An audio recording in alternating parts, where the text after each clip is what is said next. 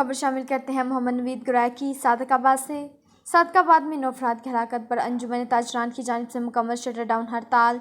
सादकाबाद में अंजुमन ताजरान की जानिब से माही चौक में जुराइम पेश मुलजमान की जानिब से एक ही खानदान के कत्ल किए गए 9 अफराद के मुलजमान की फौरी अदम गिरफ्तारी पर पुलिस के खिलाफ शटर डाउन हड़ताल की गई।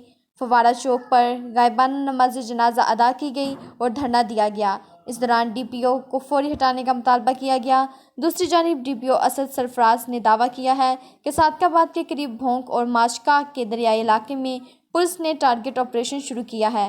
पुलिस और अलर्ट फोर्स के दस्ते डाकुओं की पनाहगाहों तक पहुंच गए हैं। इस दौरान जुराइम पेशा अनासर पनाहगाहें छोड़कर फरार हो गए, जबकि थाना कोट सब्जल पर माही चौक में मुलजमान की जानिब से 9 अफराद को कत्ल करने का मुकदमा 20 सहूलतकारों 8 नामजद और 7 नामालूम समेत 35 मुलजमान के खिलाफ दर्ज कर दिया गया है।